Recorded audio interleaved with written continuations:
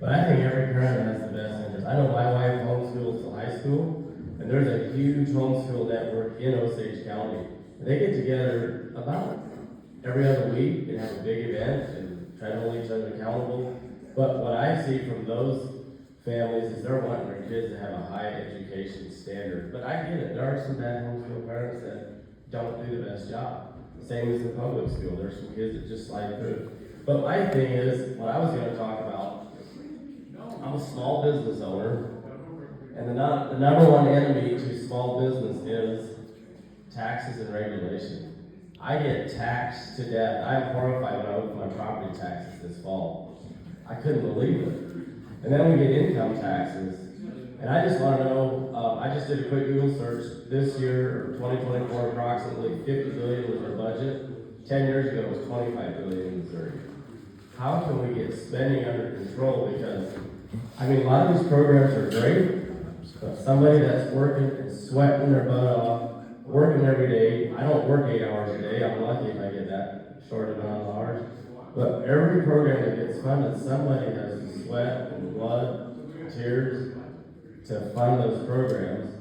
And I'm just like, some days I think, should I just sell all my small businesses and go get a regular job where I don't really have to pay taxes? Because I put in a lot of hours and I pay a lot of taxes. And property taxes hurt me. Well, I can certainly relate. I had a dream. I wanted to open my own restaurant. Toiled away for years grinding. Had no idea how to finance it.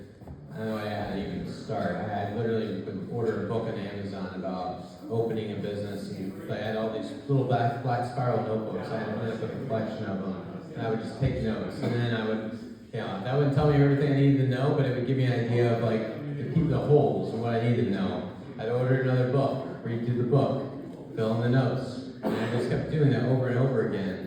And eventually I found the passion. By 28 years old, I started my own business. And like yourself, the first 2 years, I was probably literally working about 90 hours a week. It was nonstop. You work, you toil away, and I think a lot of people that haven't done that, they don't realize between just the taxes on your profits.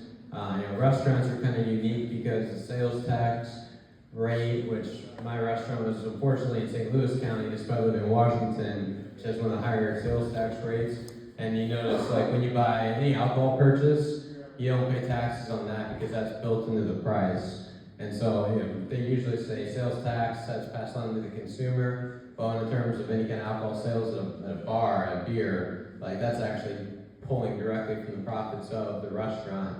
So you work, you toil away, and for the first 2 years, I maybe matched what I made bartending, prior to that. Got to the point, I increased sales 10% or more every year up till the pandemic, which obviously changed things quite a bit.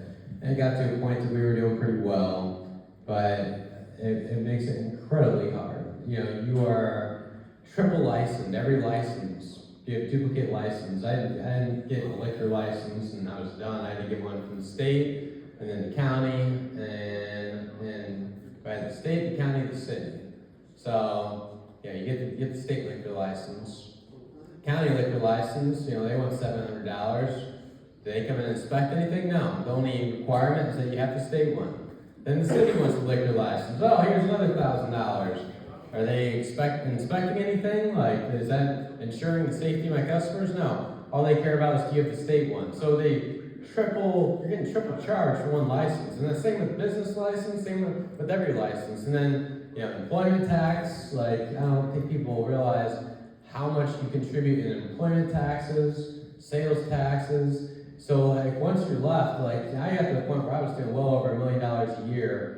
And still making a pretty mediocre salary, but I was making the government a whole lot of money, I will tell you that. So I completely understand. I have worked very hard. Regulatory reform has been one area I've really tried to focus on. Taxation as well. I think that we need to create, particularly after the pandemic, because we are still feeling the effects, we need to cultivate an economic environment where businesses can thrive and entrepreneurship is encouraged. For a long time, because of the state our society was in and what we're dealing with, government would tell us to stay home, do as little as possible. And, you know, there were concerns over health done, obviously, and that was the reason why.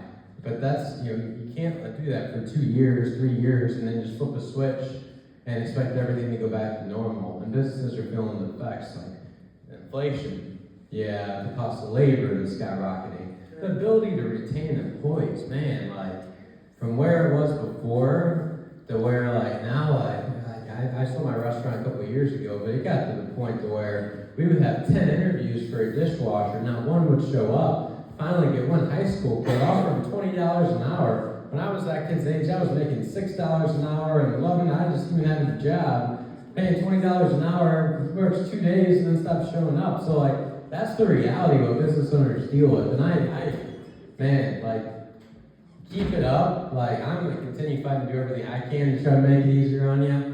But then we have to, because it is not the same environment it used to be. And we need to do everything we can. So bad at 20. I am late, and I promised my 9-year-old I would be home before bedtime, so I got time for I got limited to 2 more questions.